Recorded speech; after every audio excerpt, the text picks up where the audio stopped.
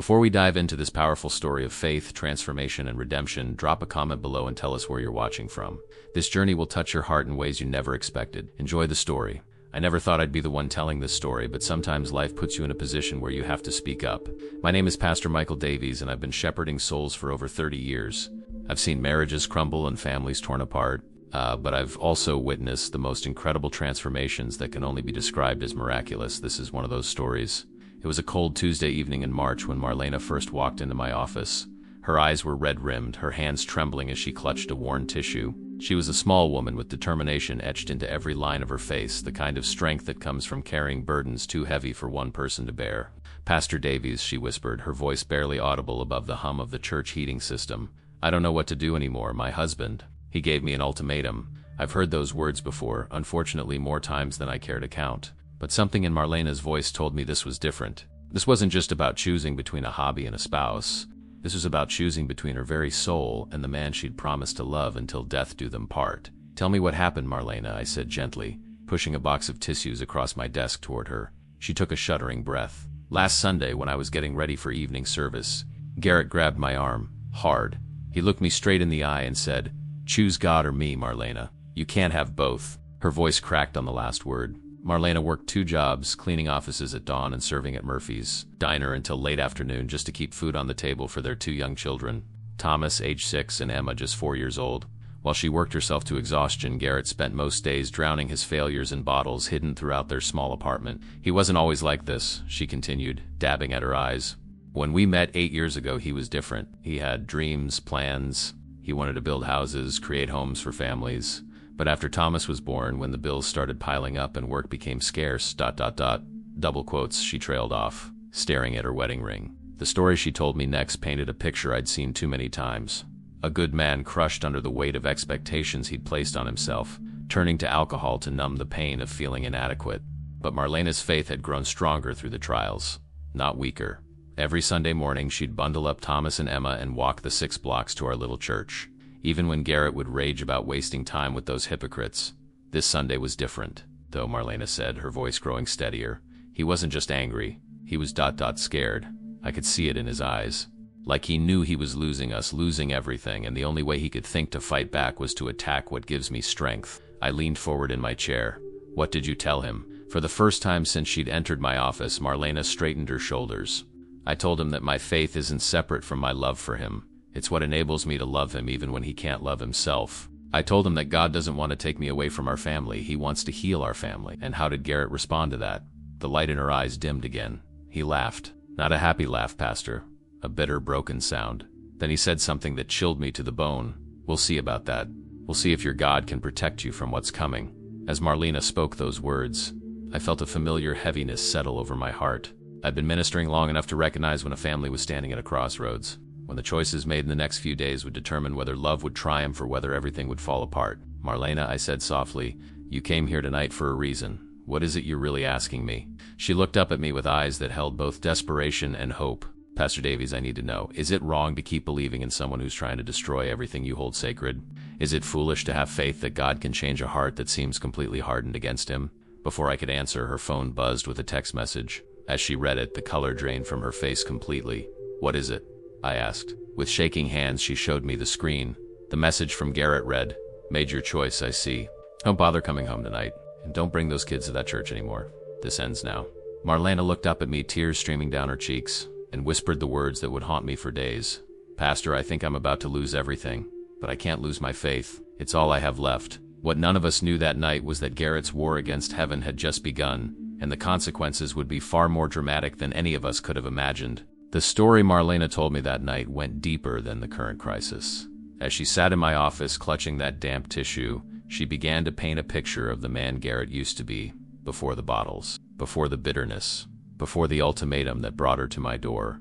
"You have to understand, Pastor Davies," she said, her voice taking on a softer tone despite her tears. "The man who threatened me today isn't the man I married. The Garrett I fell in love with would have been horrified by what he's become." She closed her eyes, and for a moment I could see her traveling back through time to happier days.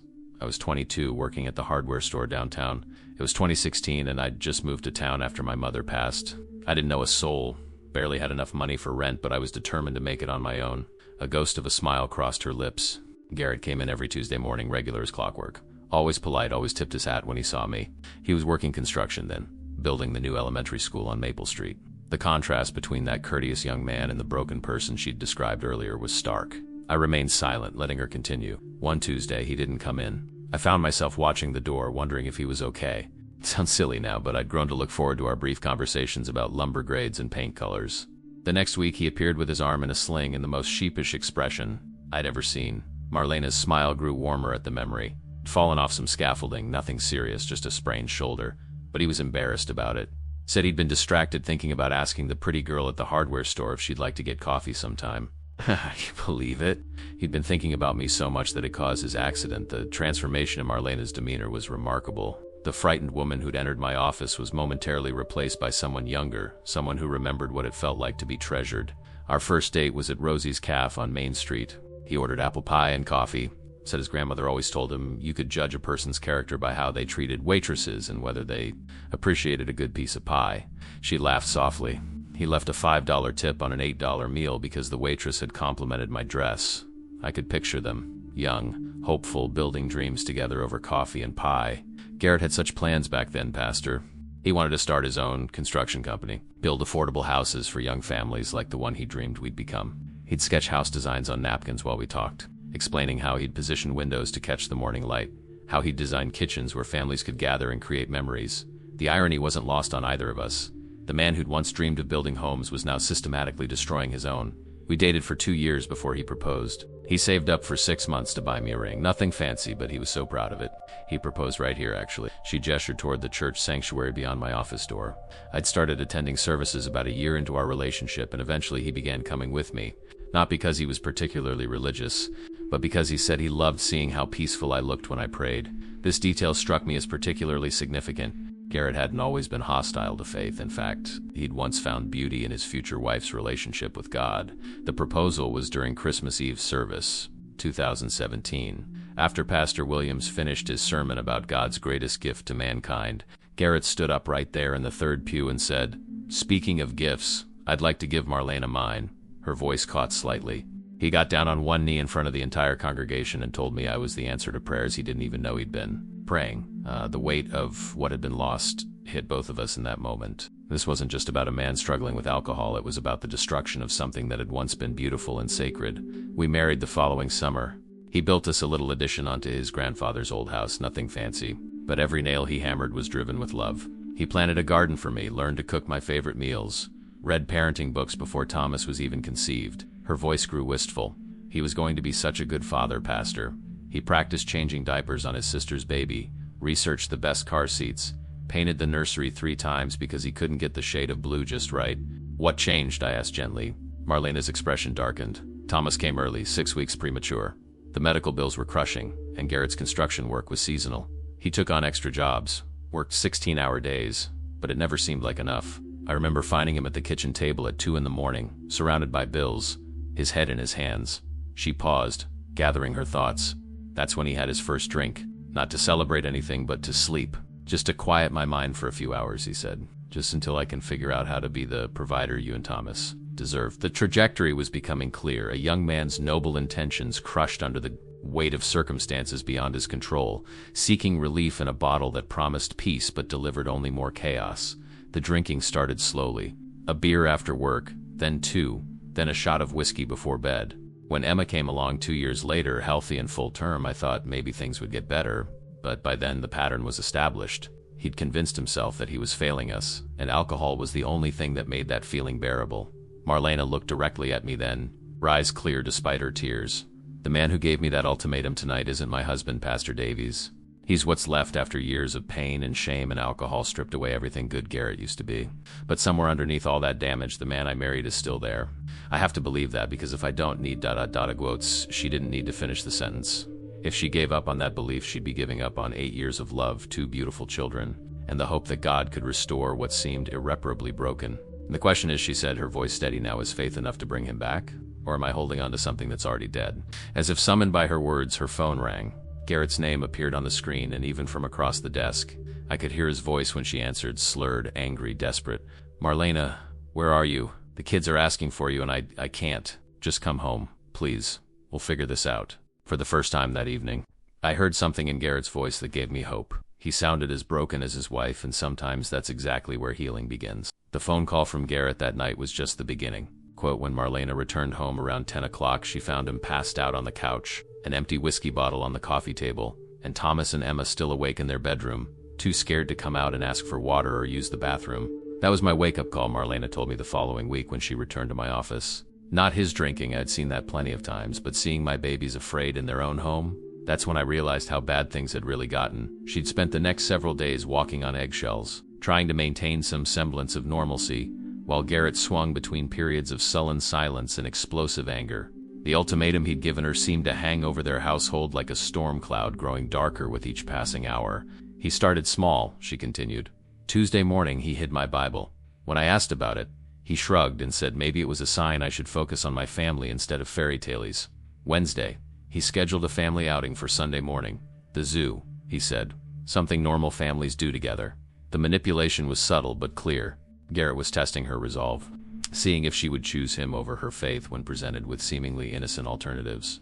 Thursday was when I realized this wasn't just about church attendance, Marlena said, her voice dropping to almost a whisper. I was saying grace before dinner, something we'd done every night since Thomas could hold his own fork, and Garrett slammed his hand down on the table so hard that Emma started crying. The scene she described was heartbreaking. Thomas, at 6 years old, looking back and forth between his parents with confusion in his eyes. Emma, barely 4, not understanding why Daddy was angry at Mommy for saying thank you to God for their food. No more praying in this house, he said, just like that, as if he could erase 8 years of family tradition with a single command. Marlena's hands trembled as she recalled the moment. Thomas asked why, and Garrett told him that praying was for people who were too weak to solve their own problems. I felt my heart break for those children, caught in the crossfire of their parents' spiritual battle. How did you respond? Did not then. I was too shocked. But later that night, after I tucked the kids into bed, I sat in Thomas's room and answered his questions as best I could. I told him that prayer is how we talk to God, how we say thank you for our blessings and ask for help when he asked me if Daddy was right, if praying meant we were weak. What did you tell him? I told him that the strongest people I know are the ones brave enough to admit they need help, and that sometimes when people are hurting, they say things they don't really mean. She paused. I'm not sure I believed that last part, but I couldn't let my 6-year-old lose faith in his father completely. The weekend brought new challenges. Garrett had invited his brother Jake over for Saturday afternoon, and the two of them spent hours drinking beer and watching football. Jake had never been particularly religious, but he'd always been respectful of Marlena's beliefs. That day was different. They were talking about Sunday plans, and Jake mentioned that his wife was taking their kids to some church carnival. Garrett laughed this bitter, ugly sound and said, at least my wife has finally come to her senses about that religious nonsense. I was in the kitchen, but I could hear every word. Jake, apparently surprised, asked what Garrett meant. That's when Marlena heard her husband spinning a story that bore no resemblance to reality. He told Jake that I'd realized how much time and money I was wasting on church, that I'd decided to focus on being a better wife and mother instead. He made it sound like it was my idea, like I'd come to my senses on my own. The hurt in Marlena's voice was palpable. Jake congratulated him on bringing me around to a more practical way of thinking. The lie stung not just because it was false, but because it revealed how Garrett saw her faith as a waste of time and resources, a distraction from her real duties as a wife and mother. Sunday morning arrived with the weight of a final exam. Garrett made a point of starting coffee early, cooking breakfast, and suggesting they take the kids to the park after they ate. All perfectly reasonable activities, all deliberately scheduled for the exact time Marlena usually attended service. I stood at our bedroom window looking toward the church. I could see other families walking up the steps, and I wanted so badly to be with them. But Thomas and Emma were so excited about the park, and Garrett was being nice. Not kind, but nice. And I found myself wondering if maybe this was God's way of telling me that my family needed me more than my church did. It was a moment of doubt that any spouse in her situation might have experienced. The temptation to choose peace over principle, to prioritize immediate family harmony over spiritual conviction. But then Emma asked me why we weren't going to see Pastor Davies and Miss Sarah and all the other nice people at church. And I realized that my children weren't just missing a building or a service, they were missing their community, their spiritual family. That's when Marlena made a decision that would change everything. I told Garrett that we could go to the park after church, that there was room in our Sunday for both. I said it calmly, lovingly, but firmly. She looked at me with eyes that held both sorrow and determination. That's when I saw the real Garrett emerge, not the manipulative one or the sullen one, but the one who was absolutely terrified of losing control. His response was swift and devastating. In front of the children, he announced that if Marlena chose to go to church, she shouldn't bother coming home afterward. That he was tired of competing with an imaginary friend for his wife's attention. Thomas started crying. Emma didn't understand what was happening, but she knew something was very wrong. And in that moment, I had to choose between keeping my family together and staying true to the faith that had sustained me through every difficulty. The choice she made that morning would set in motion a series of events that none of them could have anticipated, least of all Garrett himself. I kissed my babies goodbye, told them Mommy would see them later, and walked to church alone for the first time in 8 years. And with every step, I prayed that God would show me how to love a man who was determined to hate everything I held sacred. What Marlena didn't know was that Garrett spent that entire Sunday watching out the window, waiting for her to come home, growing more angry and more frightened with each passing hour. By the time she returned that evening, he had made a decision of his own, one that would bring their marriage to the brink of complete destruction. When Marlena returned from church that Sunday evening, she found the house eerily quiet. The children's toys were scattered across the living room floor as if they'd been playing and suddenly stopped. No sounds came from the bedrooms, no television chatter, no signs of the normal chaos that accompanied dinner time with 2 young children. "Garrett?" she called softly, setting her purse on the kitchen counter. "Thomas? Emma?" The silence that greeted her was more unsettling than any argument could have been. She moved through the house methodically, checking each room, until she found them in the master bedroom. Thomas and Emma were curled up on the bed, fully clothed but fast asleep. Garrett sat in the corner chair, a half-empty bottle of bourbon on the nightstand beside him, staring at his children with an expression she couldn't quite read. "They kept asking when you were coming home," he said without looking at her. His words were carefully measured, but she could hear the alcohol underneath them. "I told them you might not be coming back at all." The cruelty of that statement hit her like a physical blow. "Garrett, how could you say that to them? They're babies." "Are they?" "Okay." He finally looked at her, and she was shocked by what she saw in his eyes. Not anger as she'd expected, but something far more devastating. Defeat. "Because it seems to me like they're old enough to understand that their mother cares more about strangers at church than she does about her own family." Marlena carefully lifted Emma and carried her to her own bed, then returned for Thomas. Garrett didn't move to help, just watched as she settled their children for the night. When she returned to their bedroom, he was pouring another drink. "We need to talk," she said, closing the door behind her. "Do we? Because it seems like you've already made your choice." He took a long swallow of bourbon. "You chose them over us today, Marlena. You walked out on your family. I went to church for 2 hours, Garrett. The same church I've attended every Sunday for the past 4 years. The same church where we were married." She sat on the edge of the bed trying to keep her voice calm. "How does that translate to abandoning my family?" That's when the dam burst. Everything Garrett had been holding inside for months, maybe years, came pouring out in a torrent of pain and alcohol-fueled honesty. "Because every time you walk into that building, you're telling me I'm not enough." The words exploded from him with such force that Marlena flinched. "Every prayer you say is a reminder that I can't provide what my family need. Every hymn you sing is proof that you have to look somewhere else for joy because I sure as hell can't give it to you." The raw vulnerability in his confession caught her completely off guard. This wasn't the manipulative ultimatum of a controlling husband. This was the desperate cry of a man who felt like he was drowning.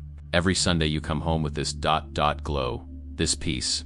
And I absolutely know that you found something there that I can't give you. How is a man supposed to live with that? How am I supposed to look at my children and know that their mother has to go somewhere else to find hope?" Marlena stared at him, seeing her husband clearly for the first time in months. The drinking, the anger, the ultimatums, they weren't about God at all. They were about Garrett's own crushing sense of inadequacy. "You think my faith is a judgment against you?" she said softly, "isn't it?" He laughed bitterly. "You pray for strength because I'm too weak to protect you. You pray for provision because I can't earn enough money. You pray for peace because I've turned our home into a war zone. Every prayer is evidence of my failures." The truth in his words was heartbreaking because it revealed how completely he misunderstood the nature of her faith. "Garrett, I don't pray for those things because you're failing. I pray for them because we're human beings living in a broken world, and we all need help." "Bullshit." The word came out flat and final. "Before Thomas was born, you never prayed about money. Before I started drinking, you never asked God for peace. Your prayers are a catalog of everything I've destroyed." She wanted to argue with him, but the terrible thing was that he wasn't entirely wrong. Her prayers had changed as their circumstances deteriorated. She'd been asking God for strength to endure what Garrett was putting their family through. "So what are you saying?" she asked. "That I should stop praying because it hurts your feelings? That I should stop finding comfort in my faith because it makes you feel inadequate? I'm saying that you married me, not God. I'm saying that when you promised to love me for better or worse, you didn't add a clause about seeking better somewhere else when I couldn't provide it. Myself." The conversation was spiraling into territory they'd never explored before. The fundamental question of whether faith complemented marriage or competed with it. I also promise to love you until death do us part, Marlena said quietly. But you're asking me to kill off part of who I am. You're asking me to give up the very thing that helps me love you when loving you becomes difficult. Garrett set down his glass and looked at her with eyes that were heartbreakingly sober despite the alcohol. Maybe the problem is that loving me has become difficult at all. The silence that followed was heavy with years of unspoken resentments and misunderstandings. Finally, Marlena spoke. Do you remember what you said when you proposed to me? You said I was the answer to prayers you didn't know you'd been praying. Do you remember that? He nodded. You weren't threatened by my relationship with God then. You saw it as something beautiful, something that made me who I was. What changed? I changed, he said simply. I became a man who needed his wife to pray for him instead of a man she wanted to pray with. And every Sunday when you walk out that door, I'm reminded of exactly how far I'd fallen. It was the most honest conversation they'd had in years, and it revealed the tragic irony of their situation. Garrett's drinking had created the very problems that drove Marlena to her knees in prayer, and her prayers served as a constant reminder to him of how much he was hurting his family. So what do we do now? She asked. Garrett reached for the bottle again, then stopped himself. For a moment, she saw a flicker of the man she'd married, the one who wanted to build houses and create homes filled with love. I don't know, he admitted. But I can't keep competing with God for your attention, Marlena. And I can't keep watching you pray for the man I used to be while you're stuck with the man I've become. That night, as they lay in bed with their backs to each other, Marlena realized that her husband's ultimatum wasn't really about choosing God or him. It was about choosing hope or despair, faith or surrender. And for the first time since this crisis began, she understood that the choice she made wouldn't just determine her future, it would determine his as well. What she didn't know was that Garrett had already made a choice of his own, one that would put both their faith and their marriage to the ultimate test. The week following their devastating late-night conversation passed in an atmosphere of fragile truce. Garrett stopped hiding Marlena's Bible, but he also stopped speaking to her beyond the basic necessities of shared parenthood. They moved around each other like polite strangers, each careful not to trigger another confrontation that might shatter what little stability remained for Thomas and Emma. Marlena found herself caught in an impossible position. Her faith, which had always been a source of strength, now felt like a wedge being driven through the heart of her family. Every morning prayer felt like an act of defiance against her husband. Every evening grace felt like salt in his wounds of inadequacy. I started praying in the bathroom, she confessed to me during our Wednesday evening meeting. Can you imagine? I was literally hiding my relationship with God in the one room of the house where I could lock the door. The image she painted was heartbreaking, a woman of faith reduced to secret prayers and stolen moments, as if loving God had become something shameful. Thursday night, things came to a head in a way I never expected, she continued. Emma had a nightmare, something about monsters in her closet. She came running into our bedroom crying, and without thinking, I started to pray with her. You know, the simple bedtime prayer we'd always said, now I lay me down to sleep. I pray the Lord my soul to keep. It was such an innocent moment, a mother comforting her frightened child with words that had brought peace to countless children for generations. But in their house, even that simple prayer had become controversial. Garrett shot up in bed like I'd set off an alarm. What did I tell you about that? He said. Emma was still crying, still scared, but he was more concerned about the prayer than our daughter's nightmare. The confrontation that followed revealed just how deep the rift in their marriage had become. Garrett accused Marlena of deliberately undermining his authority, of using their children as weapons in their spiritual war. Marlena, pushed beyond her breaking point, finally fought back. I told him that comforting our scared child wasn't an act of rebellion against him.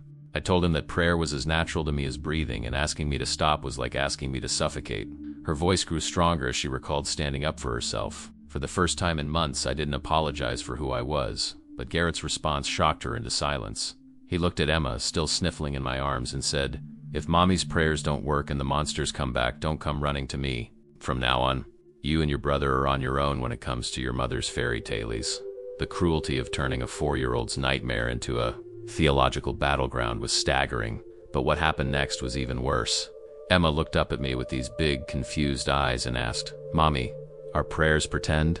And I realized that Garrett wasn't just attacking my faith anymore, he was attacking theirs.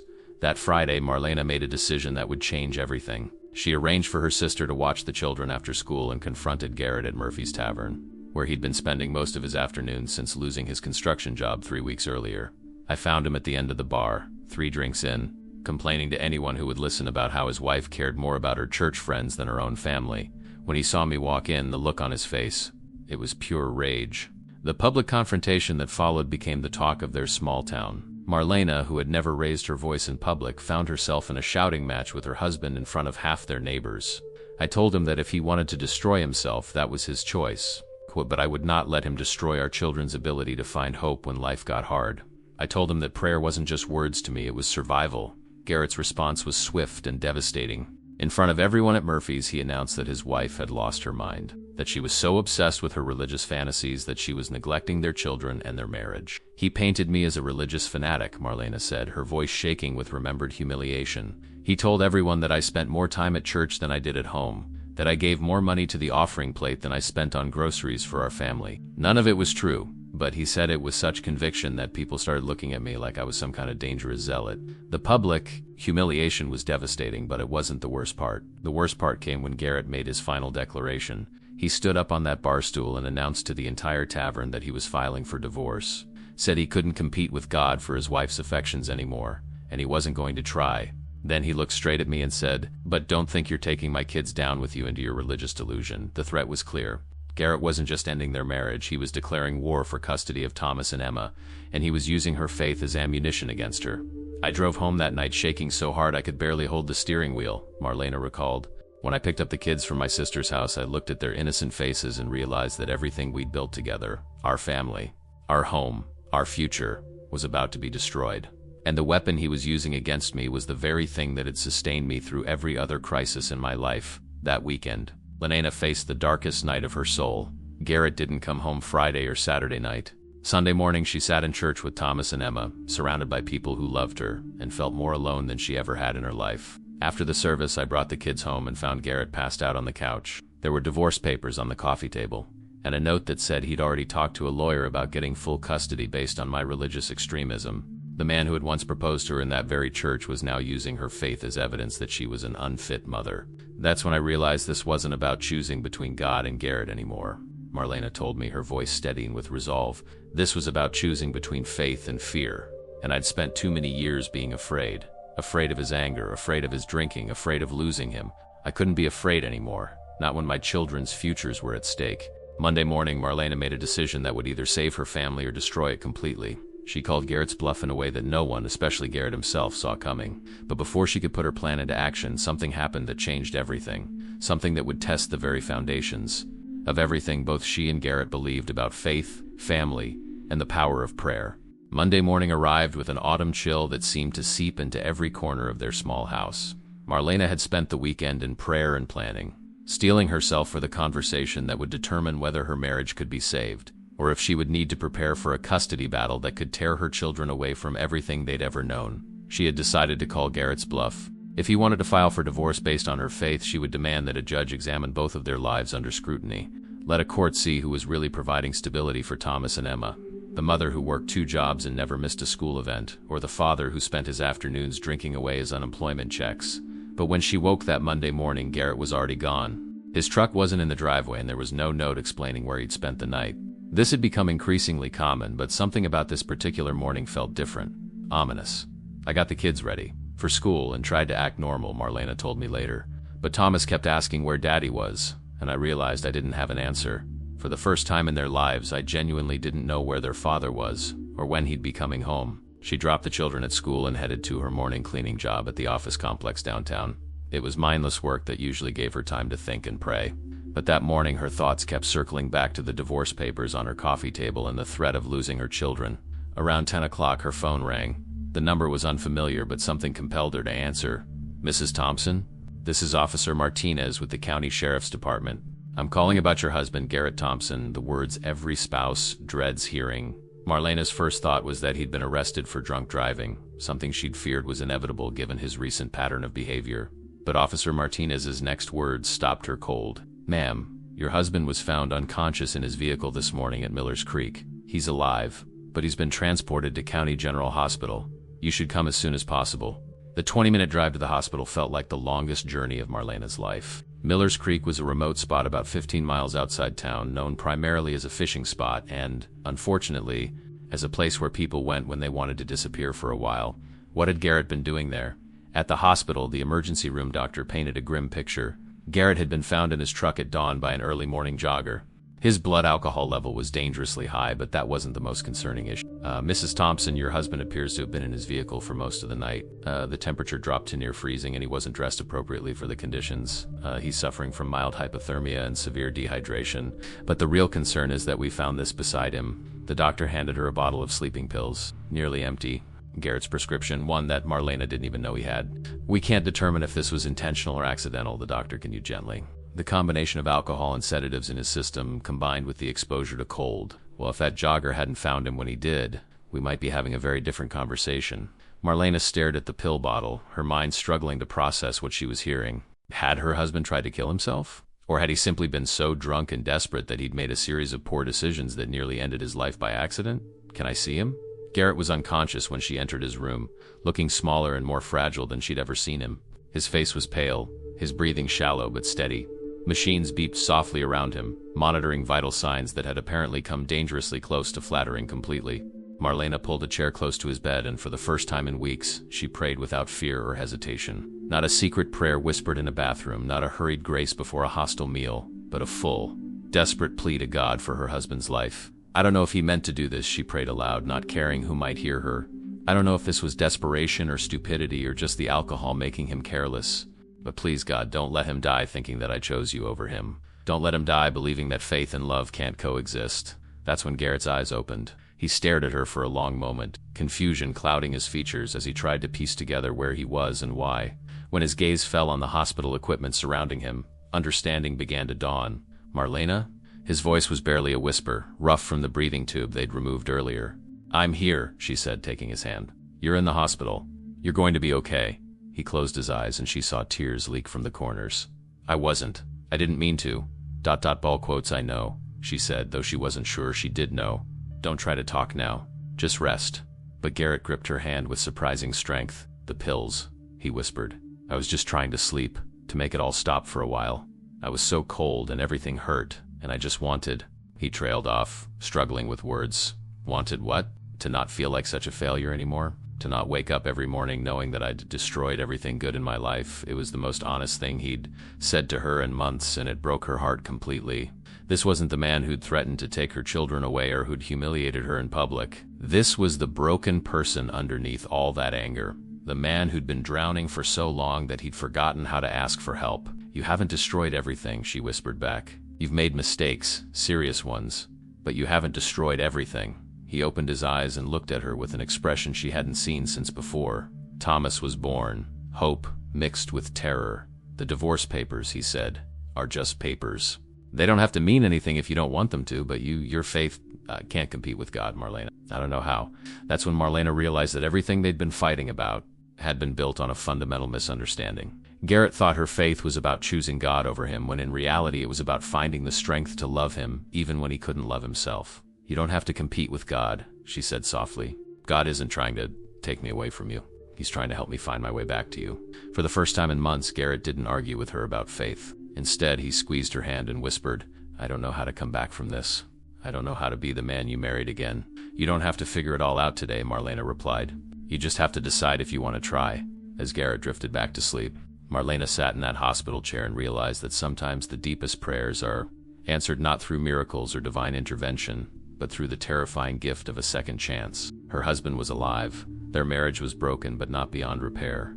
And for the first time in months, they were both finally ready to tell each other the truth about what they needed to heal. What neither of them knew was that the hardest part of their journey was still ahead, because surviving a crisis and recovering from one are two entirely different challenges. Garrett spent 3 days in the hospital, and during those 72 hours, everything Marlena thought she knew about their marriage began to shift. The man in that hospital bed wasn't the angry, controlling person who had given her ultimatums and threatened to take her children. He was broken, vulnerable, and for the first time in years, completely honest. The nurses kept asking about his support system, Marlena told me during our emergency counseling session Thursday evening. I realized I didn't know how to answer that question. We'd isolated ourselves so completely, him from my church friends, me from his drinking buddies. We didn't have a support system. We just had each other, and we were both drowning. Tuesday afternoon, while Garrett slept fitfully under medical supervision, Marlena had made a decision that surprised everyone, including herself. She called Pastor Williams from their old church, the one where they'd been married, the one Garrett had attended willingly during their early years together. I asked him to come visit Garrett in the hospital, she said. Not to preach at him or try to convert him back to faith, but just to remind him that he once belonged somewhere. that there had been a time when God felt like comfort instead of competition. Pastor Williams was in his 70s now, a gentle man with eyes that had seen decades of human suffering and healing. When he arrived at Garrett's bedside Wednesday morning, he didn't bring a Bible or launch into prayers. Instead, he brought a thermos of coffee and a deck of cards. "I heard you've been having a rough time," Pastor Williams said simply, settling into the visitor's chair. "Thought you might want some company that doesn't involve medical procedures or difficult conversations." For 2 hours, they played gin rummy and talked about everything except faith, marriage, or alcohol. They discussed fishing. Pastor Williams knew about Garrett's love of bass fishing, construction. The pastor's own father had been a carpenter, in the upcoming football season. When visiting hours ended, Garrett actually seemed disappointed to see him go. "That was brilliant," Marlena admitted. Pastor Williams reminded Garrett that church people are just people, not judges. Not competitors for his wife's affection, just folks who care about him as a human being. Thursday brought Garrett's discharge from the hospital and the beginning of the real work. The doctor had been clear. The combination of alcohol, prescription medication, and exposure could have easily been fatal. Garrett needed immediate intervention for his drinking, ongoing counseling for his depression, and medical monitoring for the next several weeks. "When we got home, Thomas and Emma were waiting on the front porch with my sister," Marlena recalled.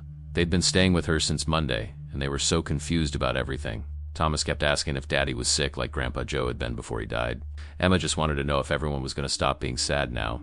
The reunion was both heartbreaking and hopeful. Garrett, still weak from his ordeal, sat on the porch steps as his children carefully approached him. They'd been warned that Daddy wasn't feeling well and needed to rest, but they were clearly desperate for reassurance that their family was going to be okay. Emma climbed right into his lap like she always used to, Marlena remembered, and Thomas stood beside him, patting his shoulder the way Garrett used to comfort Thomas when he had nightmares. "My husband just broke down crying, right there in front of the kids." He sobbed like his heart was breaking, but instead of being frightened by their father's tears, the children seemed to understand instinctively that these were different tears than the angry ones they'd witnessed during recent fights. Thomas, with the wisdom that sometimes appears in children during family crises, put his small arms around his father's neck. "It's okay, Daddy," he whispered. "Sometimes everybody gets scared."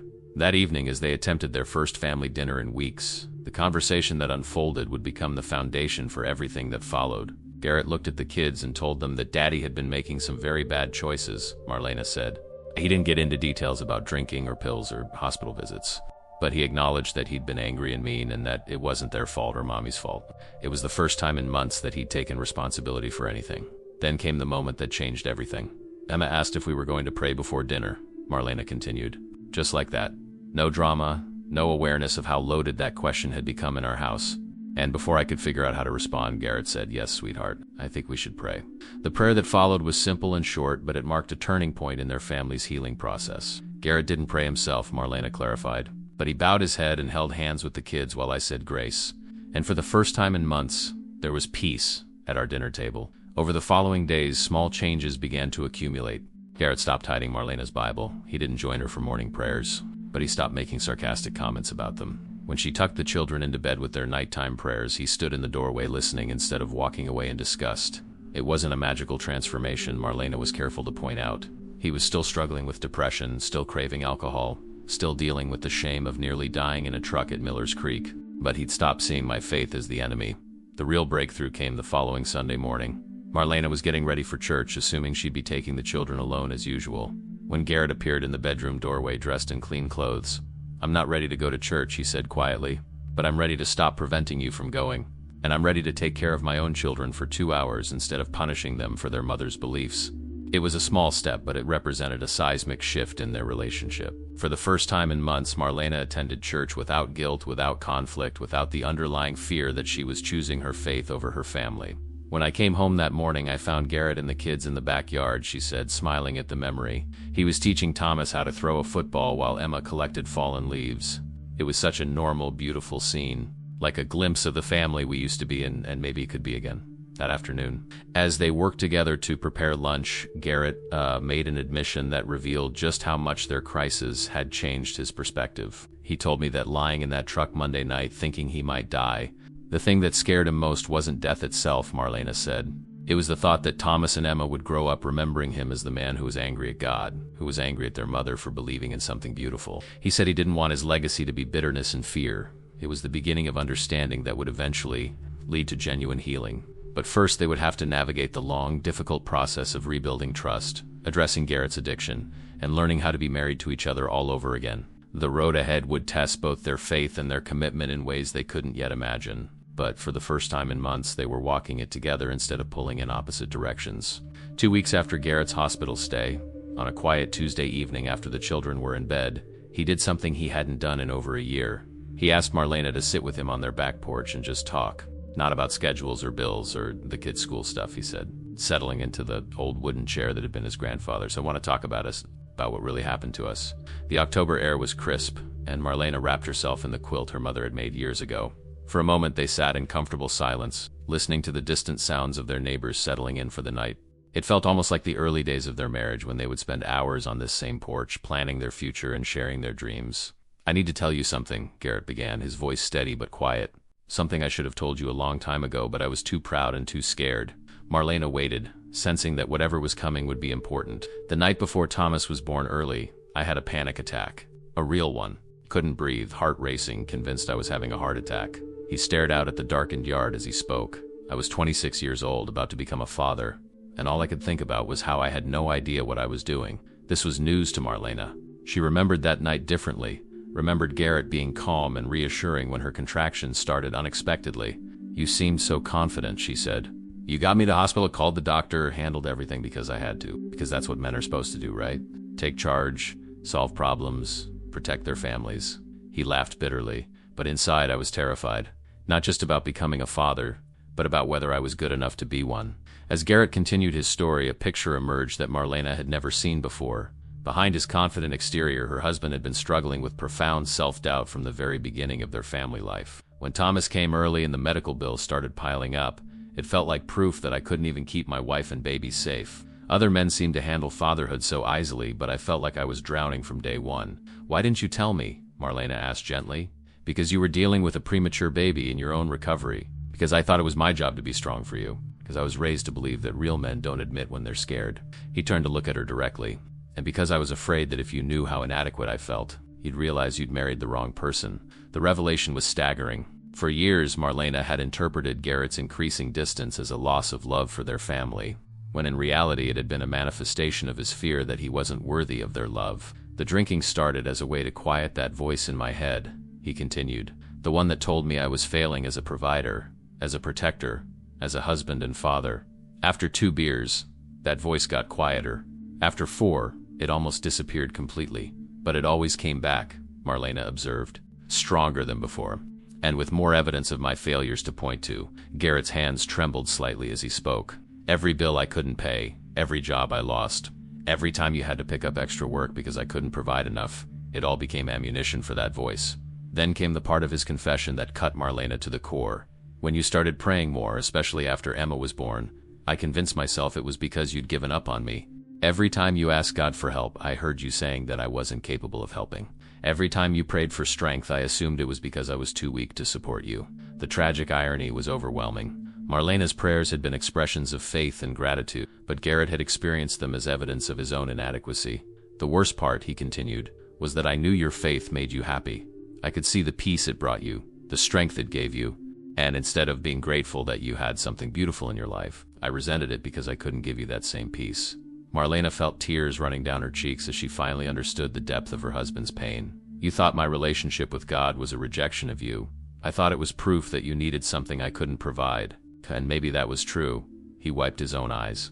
"Maybe you did need something I couldn't give you. Maybe that's okay." This admission marked a profound shift in Garrett's thinking. For the first time, he was acknowledging that his wife's faith wasn't a threat to their marriage.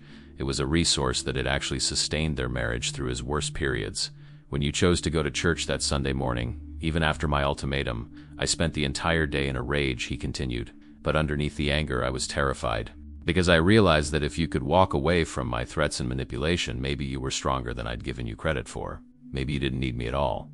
But I do need you," Marlena said softly. "Not to be my source of strength or peace. I think that's too much pressure for any person to carry.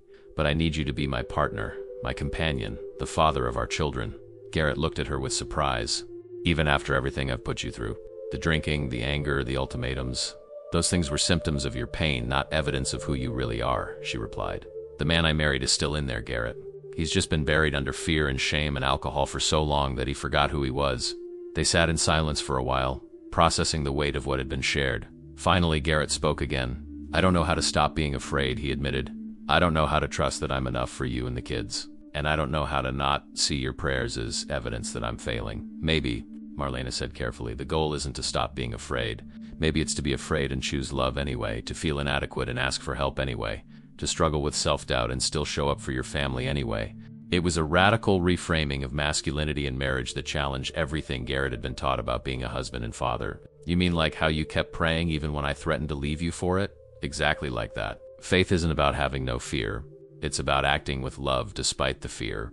As they finally headed inside that night, Garrett paused at the back door. "Marlena, would you... could you teach me how to pray? Not to convert me or change my beliefs, but just so I can understand what gives you so much peace." It was a request that Marlena had dreamed of for years but had given up hoping for, not because she wanted to change her husband's faith, but because she wanted him to experience the comfort and hope that had sustained her through their darkest times. "I'd love to," she whispered.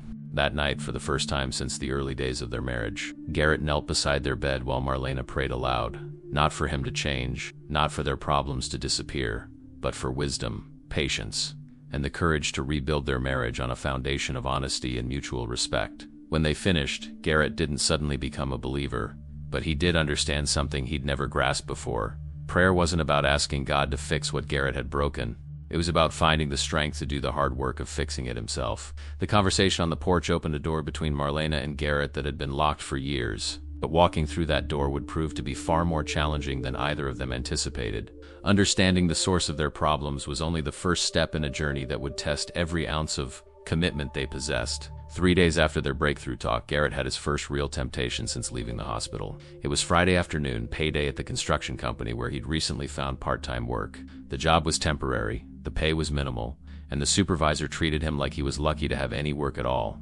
"I stopped at Murphy's Tavern on my way home," Garrett confessed to Marlena that evening. "I sat in the parking lot for 20 minutes knowing that everyone inside would buy me drinks if I told them about my week, knowing that 2 beers would wash away the humiliation of being treated like a failure at my age." The admission terrified Marlena because it reminded her how precarious their progress really was. "What stopped you from going in?" "I kept thinking about Emma asking me to help her with a puzzle when I got home, about Thomas wanting to show me his math homework, about how disappointed they'd be if Daddy came home sick again." He paused. "And, I thought about that prayer you said the other night, the one about having courage to do hard things. Driving past that bar felt like the hardest thing I'd done all week. It was a small victory, but it highlighted the daily battle Garrett was fighting against addiction and despair. Recovery, they were learning, wasn't a destination but a series of choices made one moment at a time." The following week brought new challenges. Marlena's sister, who had been supportive during the crisis, made some comments that revealed how much damage Garrett's behavior had done to his relationships with extended family. "She meant well," Marlena explained to me during our session, "but she pulled me aside and asked if I was sure it was safe to trust him with the children. She'd heard about the drinking, the ultimatums, the night at Miller's Creek. She was worried that I was being naive about the danger he might pose to Thomas and Emma." The painful truth was that Garrett's sister-in-law wasn't wrong to be concerned. His recent behavior had been erratic and frightening, and the people who loved Marlena had every right to worry about her safety and the children's well-being. "That conversation forced me to confront something I'd been avoiding," Marlena continued. "Just because Garrett was trying to change didn't mean he had changed. Just because we'd had one honest conversation didn't mean years of damage had been erased." The reality check came at the perfect time because that weekend Garrett faced his biggest test yet. Saturday evening, his former drinking buddy Jake showed up unannounced with a case of beer and an invitation to watch the game. I answered the door, Marlena recalled, and Jake brushed right past me like he owned the place. He popped open a beer and handed it to Garrett before either of us could say anything. Then he started talking about how glad he was that Garrett had come to his senses about all that religious nonsense. The scene that unfolded tested everything Garrett had learned about himself in recent weeks. Jake assumed that Garrett's absence from the bar meant he'd successfully convinced his wife to abandon her faith. Not that he'd nearly killed himself and was trying to get sober. "For a moment I saw Garrett just stare at that beer," Marlena said. Jake was going on and on about how marriages work better when wives know their place, and I could see Garrett's face changing. Not angry like before, but sad. Like he was seeing his old life from the outside and realizing how toxic it had been.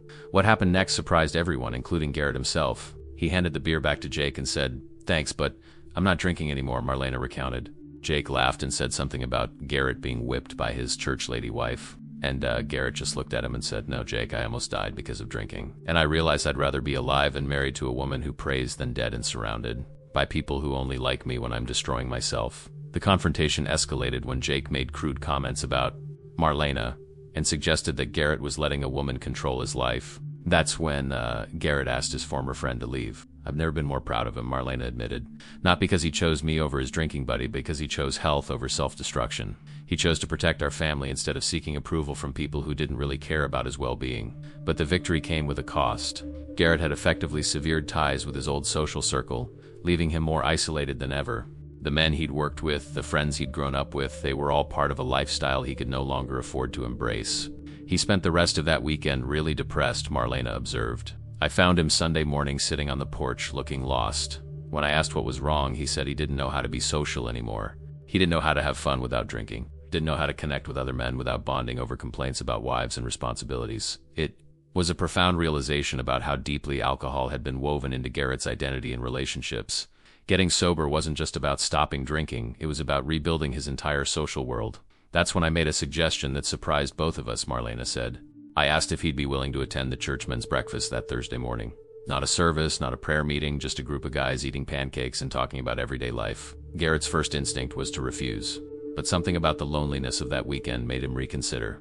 He agreed, but only if Pastor Williams personally invited him. He didn't want to show up and feel like an outsider or a charity case. Pastor Williams was delighted to extend the invitation, and Thursday morning found Garrett nervously walking into the church fellowship hall for his first social event in months that didn't revolve around alcohol. When he came home that morning, he was different, Marlena observed. Not converted, not suddenly religious, but lighter somehow. He'd spent 2 hours talking with men about work and parenting and sports, and nobody had made him feel judged for his recent struggles. The breakfast became a weekly tradition, and slowly, Garrett began to build new friendships based on shared interests rather than shared vices. It wasn't a cure for his addiction or depression, but it was a foundation for a healthier way of living. I realized that recovery isn't just about what you stop doing, Garrett told Marlena later that week. It's about what you start doing instead. I can't just remove alcohol and anger from my life and expect to feel better. I have to replace them with something positive. As October turned to November, their family began to establish new routines and traditions. Garrett still didn't attend church services, but he no longer objected to Marlena and the children going. He used those Sunday mornings for projects around the house, often having breakfast ready when his family returned from worship. We were learning to respect each other's choices without feeling threatened by them, Marlena reflected. I could attend church without guilt and he could stay home without resentment. It wasn't the marriage I'd originally dreamed of, but it was honest and peaceful, and that felt like a miracle after what we'd been through. But the biggest test of their rebuilt relationship was still ahead, because healing a marriage damaged by addiction and mistrust requires more than good intentions and new friends. It requires facing some hard truths about forgiveness, trust, and what it really means to love someone who has hurt you deeply. December brought the first real test of whether the changes in Garrett were genuine, or simply the result of being scared by his brush with death. The holidays had always been a difficult time for their family. Financial stress, family obligations, and Garrett's tendency to drink more heavily during celebratory occasions created a perfect storm of tension and disappointment. This year felt different from the moment Marlena began planning their Christmas shopping. And for the first time in years, Garrett was actively involved in budgeting and gift planning instead of leaving everything to her while he complained about spending money they didn't have. He suggested we each make a list of what we could realistically afford, Marlena told me during our pre-Christmas session. Not what we wished we could buy, but what we could actually manage without going into debt. It was such a small thing, but it showed me that he was thinking like a partner again. Not like someone who expected me to handle all the difficult decisions. But the real test came when Garrett's boss offered him overtime work during the week leading up to Christmas. The extra money would have been a blessing, but the work was scheduled for Sunday mornings, directly conflicting with church services. 2 months ago, he would have taken the work and used it as ammunition against my faith, Marlena reflected. He would have said something like, "See, your priorities are all wrong. Here's real money for our family, but you'd rather sit in a building singing songs instead." Garrett surprised her by asking what she thought he should do. I told him it was his decision to make, she said. I wasn't going to guilt him either way. If he felt the family needed the money more than I needed him to respect my church time, then he should take the work. Garrett spent 2 days wrestling with the decision, and his process revealed how much his thinking had changed. He called Pastor Williams, Marlena said with a smile, not to ask for religious advice, but to talk through the practical implications with someone who'd counseled other families through financial stress. He wanted to make sure he wasn't justifying a decision based on old patterns of thinking. Ultimately, Garrett declined the overtime, but not because Marlena had pressured him. He turned it down because he realized that working Sundays would isolate him from the family routines they'd been rebuilding. He told his boss that Sunday mornings were family time, Marlena recounted. He said his wife went to church and he stayed home with projects, and he discovered that those quiet hours were helping him stay sober and focused. The boss, a man who'd known Garrett for years, was reportedly impressed by this new sense of priorities. But the decision came with consequences neither of them had anticipated. The following Monday, Garrett's hours were cut, Marlena explained. Not as punishment, exactly. But his boss made it clear that employees who weren't available for weekend work would get fewer opportunities overall. The financial pressure was immediate and stressful. December bills, Christmas expenses, and reduced income created exactly the kind of crisis that had driven Garrett to drinking in the past. I watched him carefully that week, Marlena admitted. Not because I didn't trust him, but because I knew this was the kind of situation that used to send him straight to Murphy's Tavern. I was prepared to support him, but I was also prepared to protect the children if he relapsed. The honesty of that statement revealed how fragile their rebuilt trust really was. Marlena wanted to believe in Garrett's transformation, but she wasn't naive about the possibility of setbacks. The crisis peaked on Friday evening when their heating bill arrived, significantly higher than expected due to an early cold snap. They simply didn't have the money to pay it in full. Garrett looked at that bill for a long time, Marlena recalled. Then he put on his coat and said he was going out. He didn't say where, and my heart just sank. I thought, this is it. This is when he breaks. But instead of heading to the bar, Garrett drove to Pastor Williams' house. He asked the pastor if the church had any emergency funds for families in crisis, Marlena said, her voice filled with emotion. Not charity, but a loan that he could pay back over time. He said he'd rather swallow his pride and ask for help than risk his sobriety and his family. Pastor Williams connected Garrett with the church's benevolence committee, and by Saturday morning they had a plan to help with the heating bill in exchange for Garrett doing some maintenance work around the church building. When he came home and told me what he'd done, I cried, Marlena admitted. For years, his pride had prevented him from asking for help when we needed it. He'd rather drink away his problems than admit he couldn't solve them alone. But this time he chose humility over pride. The arrangement with the church created an unexpected opportunity. Working around the building on Saturday mornings, Garrett began to interact with other church members in a casual, non-threatening environment. He wasn't attending services, but he was becoming part of the community, Marlena observed. People would stop and chat while he was fixing a leaky faucet or painting a classroom. He started to see church members as individuals rather than as some unified force, trying to steal his wife's attention. The most significant conversation happened with an older man named Frank, who'd been attending the church for over 30 years. Frank told Garrett that he'd struggled with drinking for most of his adult life, Marlena recounted. He'd lost jobs, damaged relationships, and nearly destroyed his marriage before getting sober in his 50s. But the thing that impressed Garrett most was that Frank had been honest about his struggles. He didn't pretend to be perfect just because he went to church. That conversation planted a seed that would grow throughout the winter months. Garrett began to realize that church communities weren't made up of people who had life figured out, but rather people who were honest about needing help and support. He started asking me questions about my faith, Marlena said. Not challenging questions like before, but genuine curiosity. He wanted to understand what I found comforting about prayer, what I meant when I talked about feeling God's presence. These conversations were delicate and precious. Marlena was careful not to push or pressure, understanding that Garrett's spiritual journey would have to be his own.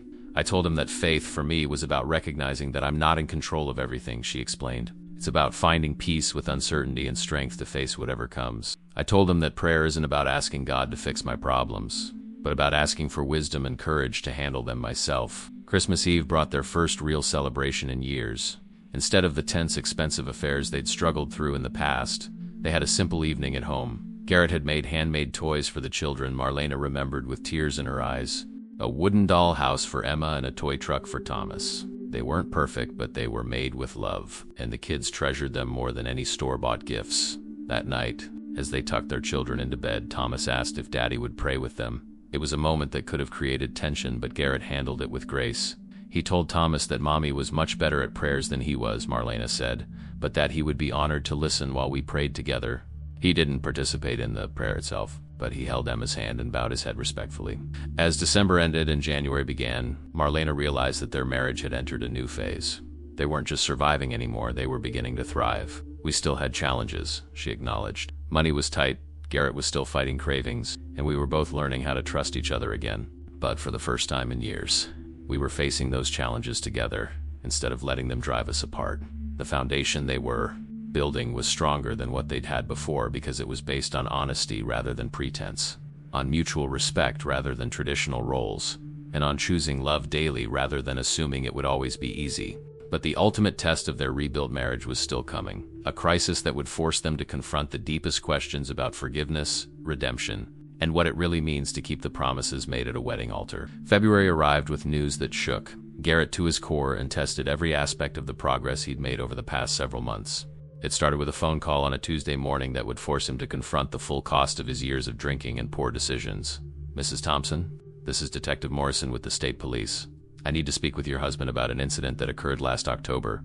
The investigation centered on a construction accident that had happened at a job site where Garrett had been working part-time. A scaffolding collapse had seriously injured 2 workers. And now, months later, investigators were looking into whether alcohol or negligence had played a role. They wanted to question Garrett about his condition on the day of the accident," Marlena explained to me, her voice tight with worry.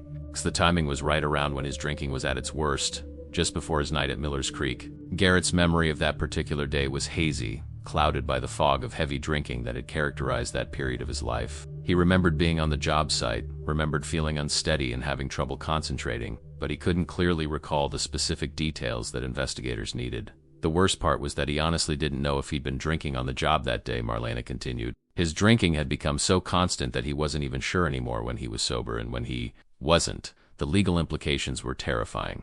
If investigators determined that Garrett had been intoxicated while operating equipment or supervising safety procedures, he could face criminal charges. The injured workers could sue him personally, potentially destroying any financial stability their family had managed to rebuild.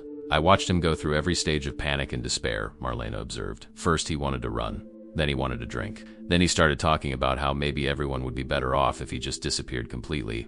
But instead of reverting to his old patterns of self-destruction, Garrett did something that surprised even himself. He called his lawyer, Pastor Williams, and his AA sponsor, a support network he'd been building over the past few months.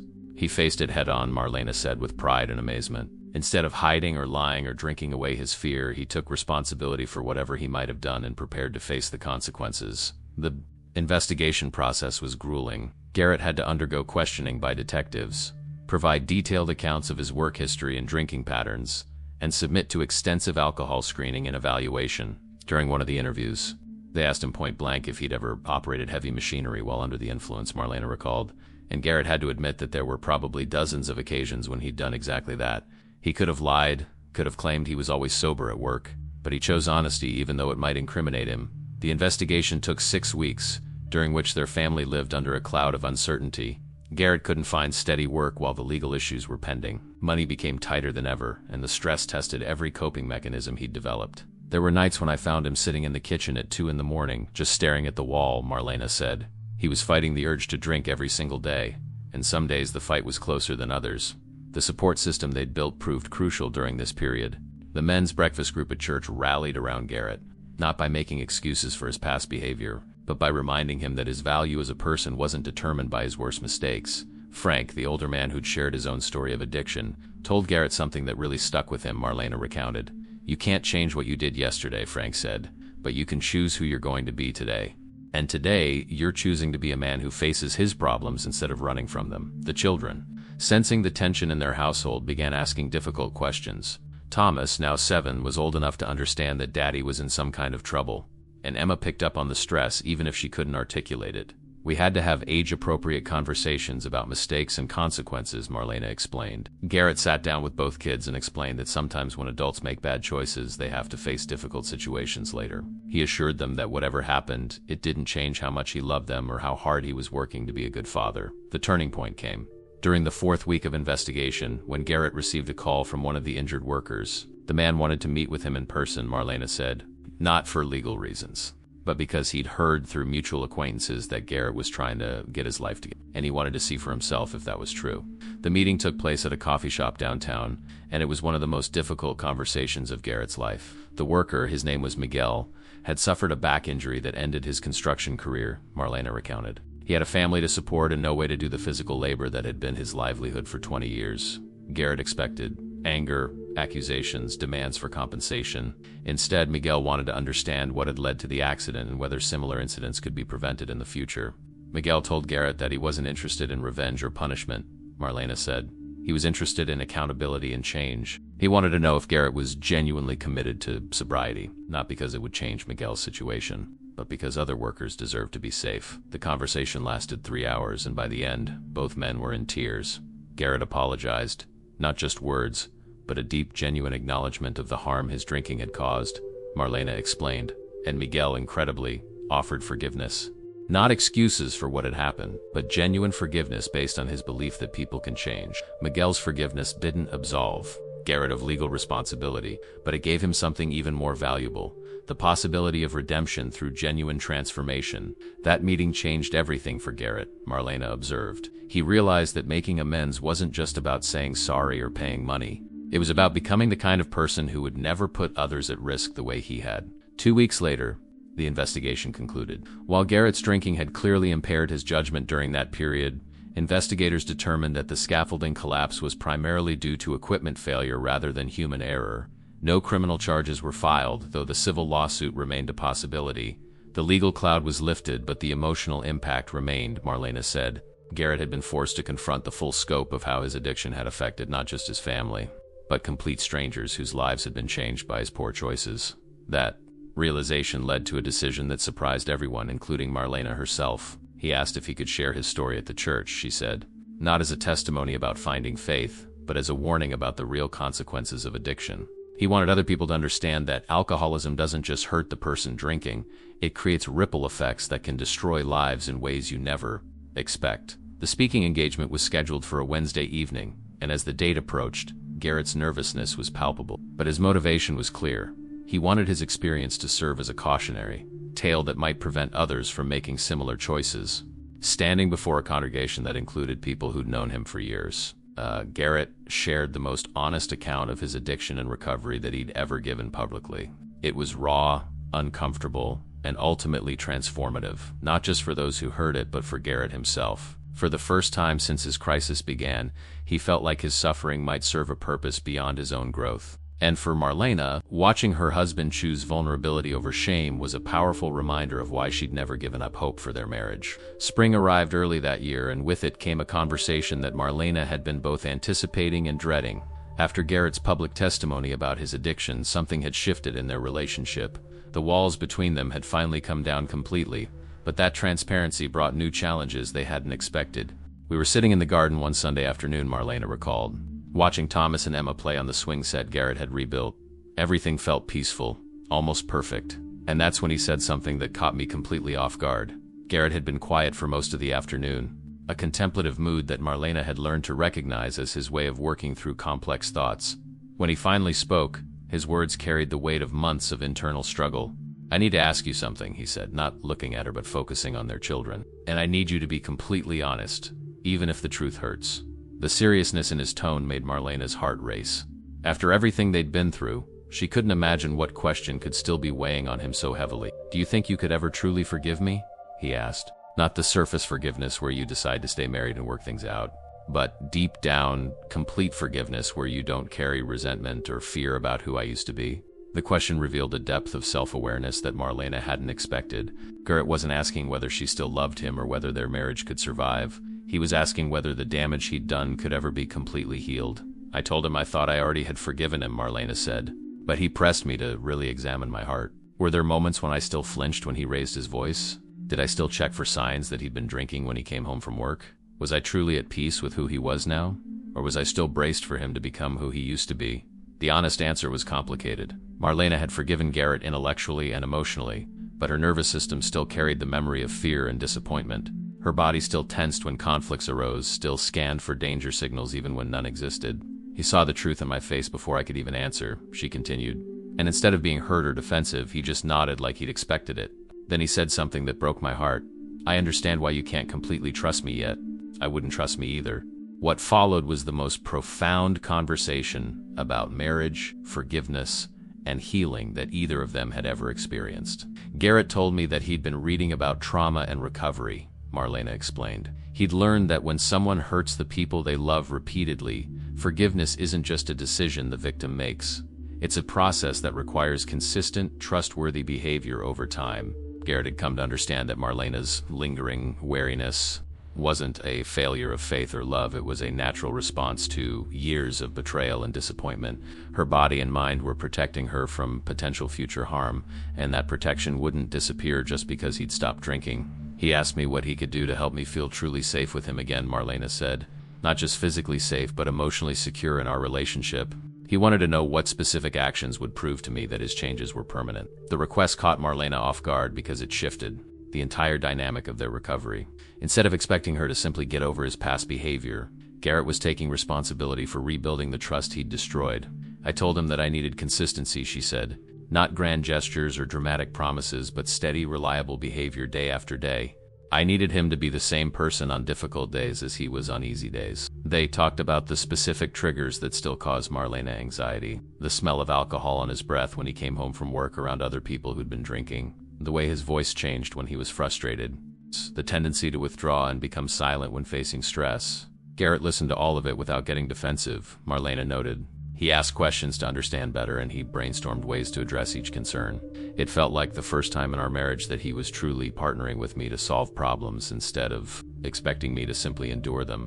One of the most significant changes was Garrett's decision to attend counseling, not just for addiction, but for anger management and communication skills. He said he wanted to learn how to handle frustration and disappointment without shutting down or lashing out, Marlena explained. He recognized that even sober, he had patterns of behavior that made me feel unsafe, and he wanted to change those patterns. The counseling sessions revealed layers of dysfunction that went deeper than alcohol addiction. Garrett had learned early in life to handle emotional pain through withdrawal and control, and those mechanisms had influenced their marriage long before drinking became a problem. Through therapy, he started to understand how his need to control situations, including my faith, had been a way of managing his own anxiety, Marlena observed. When he felt inadequate or overwhelmed, he would try to eliminate anything that reminded him of his inadequacy, including my relationship with God.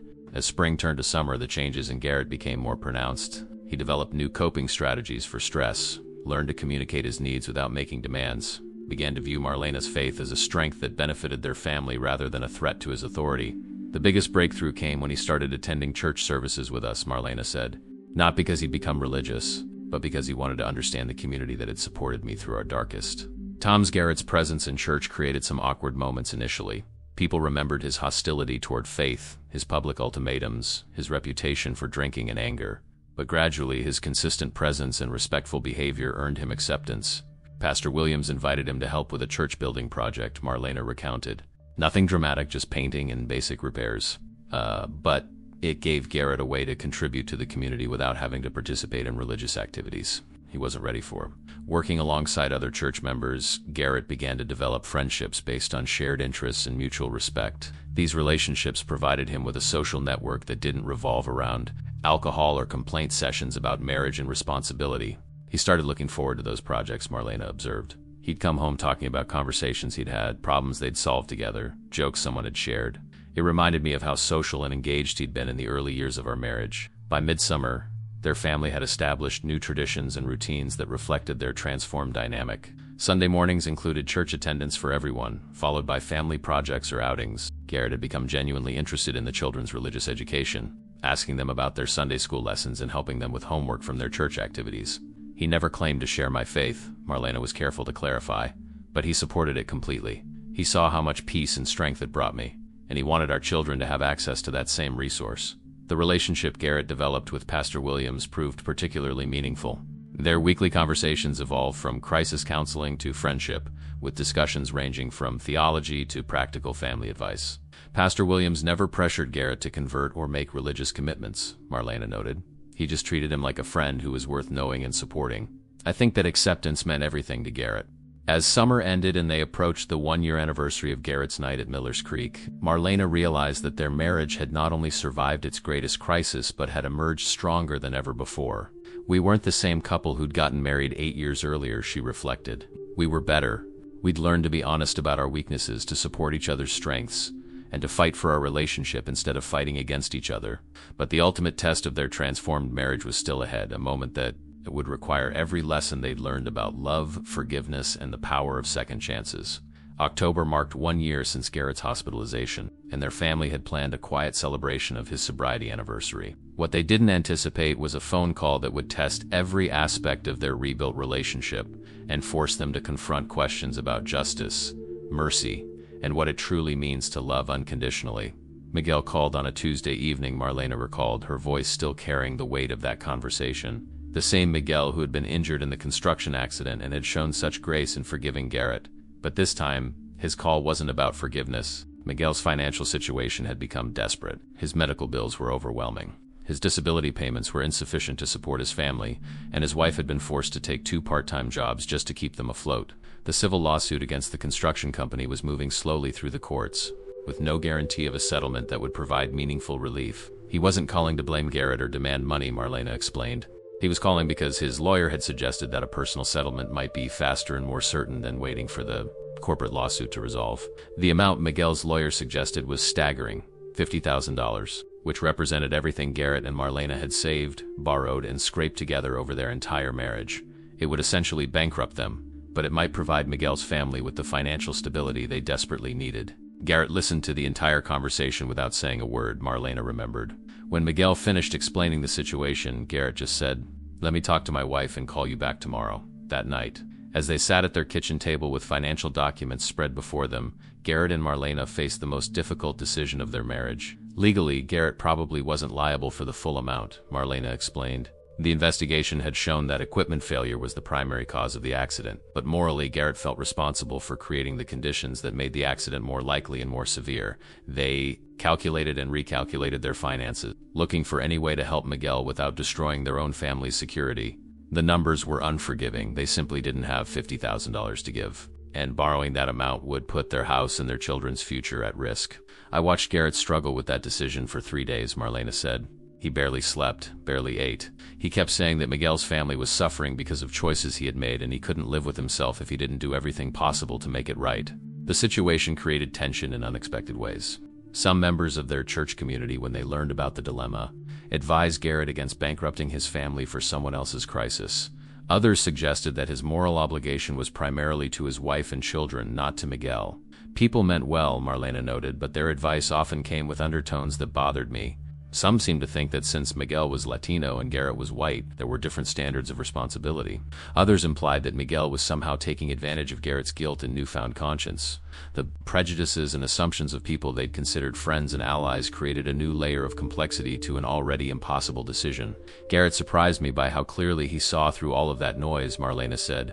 "He told me that Miguel's ethnicity, immigration status, or financial desperation didn't change the fundamental question. What did they owe to someone whose life had been damaged by Garrett's drinking?"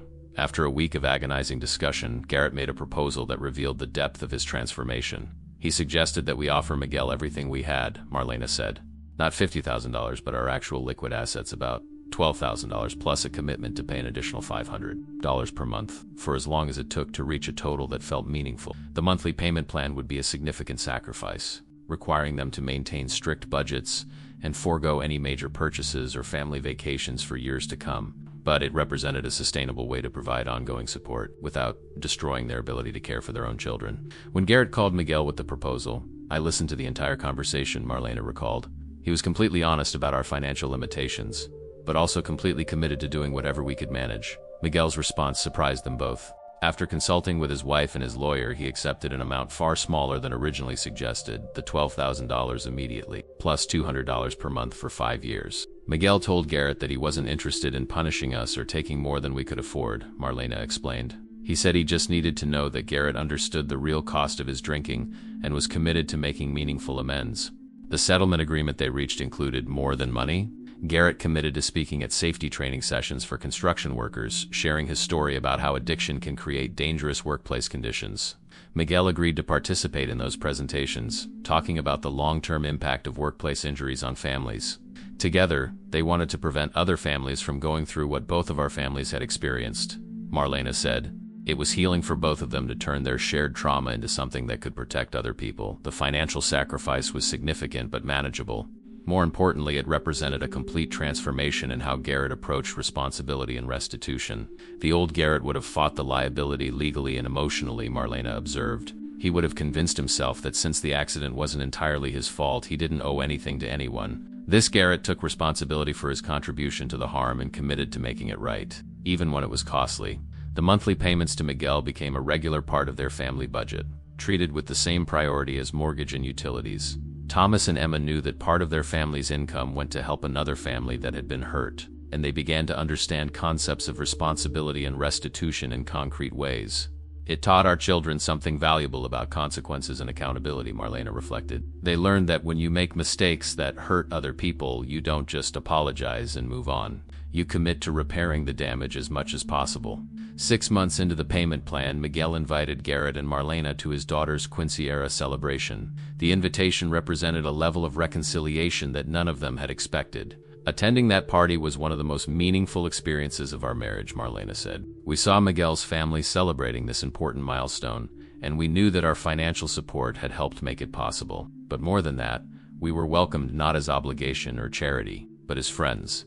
The relationship that developed between their families became a powerful example of how genuine accountability can lead to authentic restoration. Miguel and Garrett began meeting monthly, not to discuss money or legal obligations, but to check in on each other's well-being and share the challenges of family life. Their friendship has become one of the most important relationships in Garrett's life, Marlena noted. Miguel holds him accountable not just for his sobriety, but for his growth as a husband and father.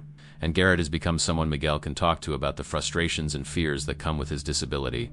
As they approached the second anniversary of Garrett's crisis, Marlena realized that their response to Miguel's situation had been a defining moment in their marriage's recovery. It proved that Garrett's changes weren't just about avoiding consequences, she explained. They were about embracing responsibility and choosing to live with integrity, even when it was difficult and costly. The decision to support Miguel had required them to trust each other completely. Marlena had to trust that Garrett's commitment to accountability was genuine, and Garrett had to trust that Marlena would support him in doing what he believed was right, even when it meant sacrificing their financial security. That mutual trust became the foundation for everything that followed, Marlena said. We'd proven to ourselves and each other that we could face difficult decisions together and make choices based on our values rather than our fears. But their greatest test was still ahead, a moment that would require them to apply everything they'd learned about forgiveness, faith, and the transformative power of love when faced with the ultimate question of redemption. 2 years and 3 months after Garrett's night at Miller's Creek, their family faced what would become the defining moment of their entire journey. It began with what should have been a routine evening, Garrett picking up Thomas from baseball practice while Marlena prepared dinner and helped Emma with her homework. The call came at 6:30, Marlena recalled, her voice still shaking at the memory. Thomas was supposed to be home by 6:15, and Garrett was always punctual about pickup times. When my phone rang and I saw it was St. Mary's Hospital, my blood turned to ice. The nurse on the phone was professional but urgent. Garrett and Thomas had been in a car accident. Both were alive, both were conscious, but they were being evaluated for injuries, and Marlena needed to come to the hospital immediately. The drive there was the longest 10 minutes of my life, Marlena said. Emma was crying in the backseat asking if Daddy and Thomas were going to be okay, and I was trying to stay calm while my mind raced through every terrible possibility. At the hospital, they learned that another driver had run a red light and struck Garrett's truck on the passenger side, exactly where Thomas had been sitting. The impact had been severe enough to deploy airbags and total both vehicles. When I saw them in the emergency room, I almost collapsed with relief, Marlena remembered. Thomas had a concussion and some bruising from the seatbelt, but he was alert and talking. Garrett had taken the worst of it. 3 broken ribs, a dislocated shoulder, and a gash on his forehead that required 12 stitches. But the physical injuries weren't the most significant part of that night. What happened in the hours that followed would test everything they'd built together and reveal the true depth of Garrett's transformation. The other driver was a young man, maybe 22 years old, Marlena continued, and he was clearly intoxicated. The police administered a breathalyzer test right there in the hospital, and his blood alcohol level was nearly twice the legal limit. As the reality of the situation sank in, Marlena watched Garrett's face carefully. Here was a drunk driver who had nearly killed his son, the exact kind of person Garrett himself had been just 2 years earlier. The irony was devastating, and the potential for rage was enormous. I expected him to explode, Marlena admitted. I thought all of his anger and self-hatred would come pouring out, directed at this kid who had done to our family what Garrett could have done to someone else's family during his worst drinking days.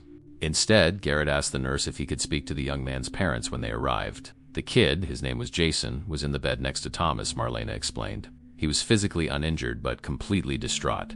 He kept apologizing to everyone within earshot, saying he knew he'd ruined his life and probably killed that little boy. When Jason's parents arrived, they were exactly what Marlena expected, terrified, ashamed, and bracing for the anger and legal consequences that their son's choices had brought down on their family. Garrett asked me to take the kids to the cafeteria while he talked to Jason's parents privately, Marlena said. I was nervous about leaving him alone with them. Not because I thought he'd be violent, but because I wasn't sure how he'd handle the emotional intensity of the situation. When she returned 20 minutes later, she found Garrett and Jason's father crying together while the mother held her son's hand. Garrett had told them his story. Marlena learned later about his own drinking, about the night at Miller's Creek, about how addiction had nearly destroyed his family. He told them that 2 years ago, he could have been their son, and their son could have been the person whose family was devastated by his choices. The conversation that followed was unlike anything any of them had experienced.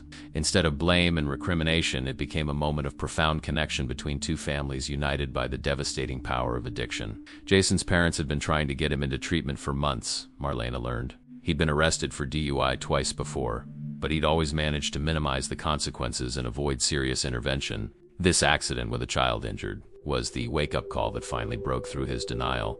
Garrett made an offer that stunned everyone in that hospital room. He told Jason that when he was released from the hospital, he was welcome to attend AA meetings with Garrett, Marlena recounted.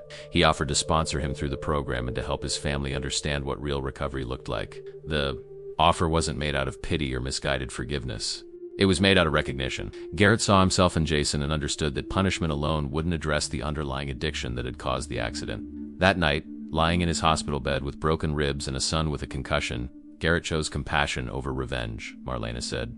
He chose to break the cycle of anger and retaliation that addiction often creates. The weeks that followed revealed the depth of Garrett's commitment to this unexpected mentorship. Jason began attending meetings with him, and Garrett guided him through the early stages of recovery with the same patience and understanding that Pastor Williams and others had shown to Garrett.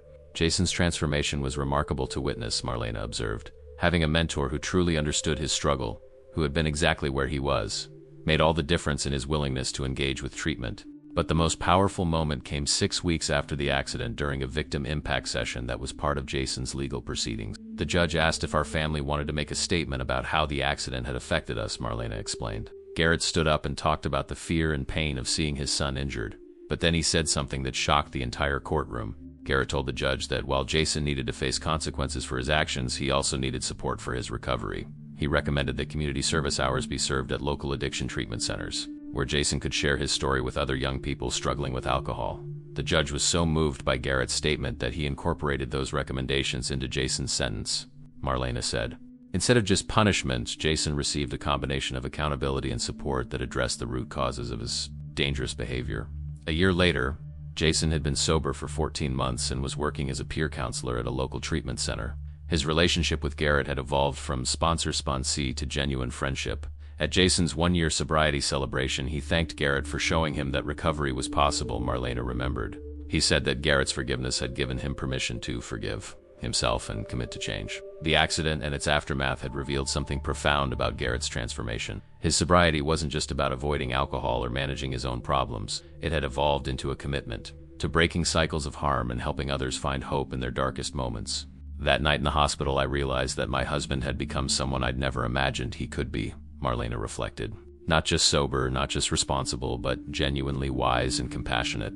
The man who had once threatened to leave me for choosing faith over him had become someone who embodied the principles of mercy and redemption that my faith had always taught. The relationship between their families continued to deepen. Jason's parents became regular attendees at the church where Garrett shared his story, and Jason himself eventually found his own spiritual path to recovery. What struck me most was how Garrett's response to being victimized by someone else's drinking became a source of healing for everyone involved, Marlena said. Instead of letting the accident create more anger and division, he used it as an opportunity to extend the same grace that had been extended to him during his own recovery. As they prepared to mark the 3rd anniversary of Garrett's crisis, Marlena realized that their journey had come full circle. The man who had once demanded that she choose between God and him had become someone who instinctively chose love over anger, mercy over revenge, and hope over despair. But the most profound revelation was still to come, a moment that would complete Garrett's spiritual journey in a way that neither of them had anticipated. The 3rd anniversary of that October night at Miller's Creek arrived with autumn colors painting their small town in shades of gold and crimson. Marlena had planned a quiet family celebration, nothing elaborate, just recognition of how far they'd all come together. What she hadn't planned for was the conversation that would bring their journey to its most beautiful and unexpected conclusion. It started during their traditional Saturday morning breakfast. As Thomas and Emma chattered about their upcoming school projects and weekend plans, Garrett had been unusually quiet, thoughtful in a way that Marlena had learned to recognize as his processing mode for important decisions. "There's something I need to tell you all," he said, setting down his coffee cup and looking at each family member in turn. "Something I've been thinking about for months, but I wanted to be absolutely sure before I said anything." The children stopped talking, sensing the gravity in their father's tone. Marlena felt her heart quicken, wondering what new challenge or change might be coming. 3 years ago, I nearly threw away everything good in my life because I was angry and scared and hurting, Garrett began. I blamed other people for my problems, and I especially blamed God for not fixing things I was too proud to admit I couldn't handle alone. He paused, choosing his words carefully.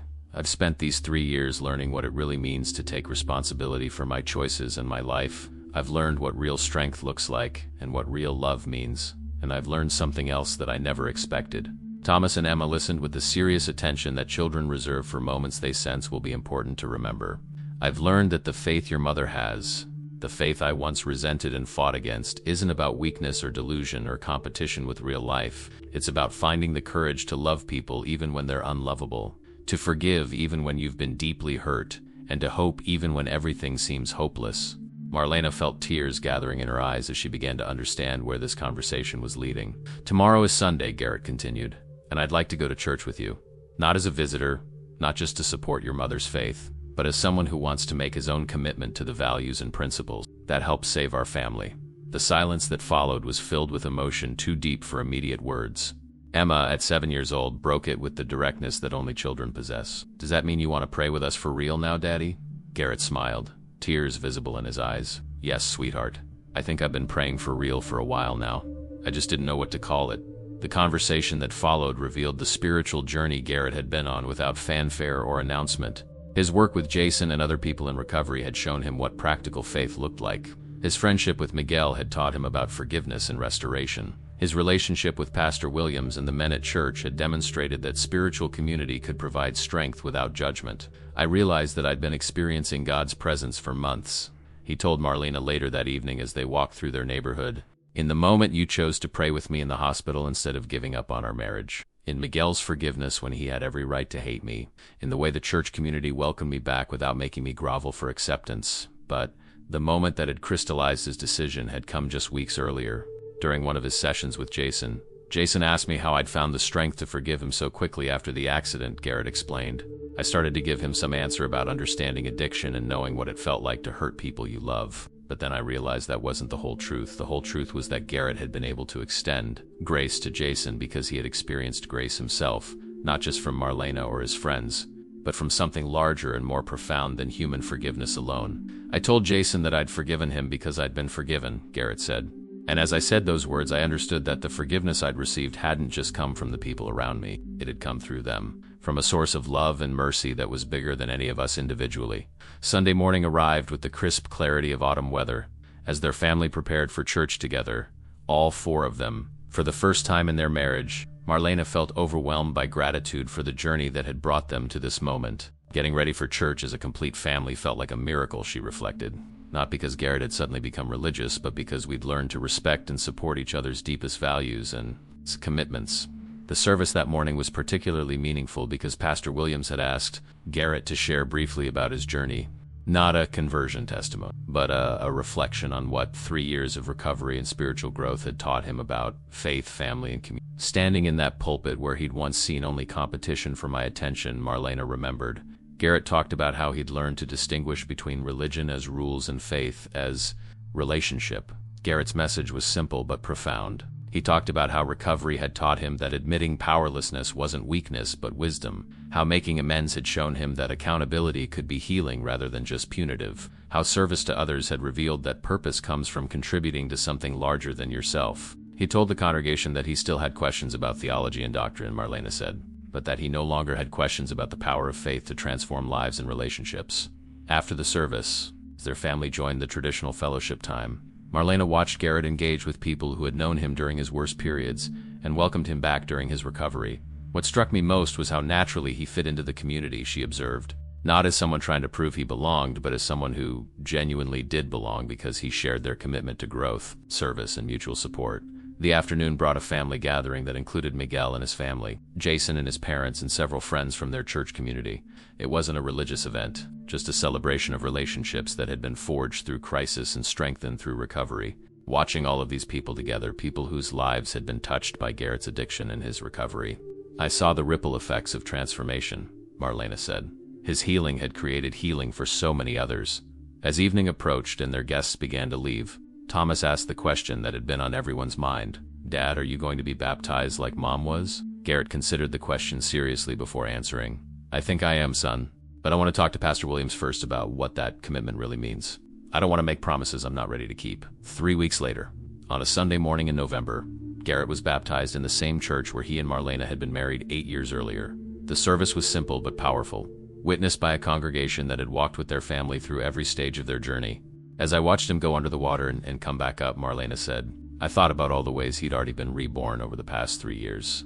The baptism wasn't the beginning of his transformation, it was a public celebration of changes that had already taken root in his heart.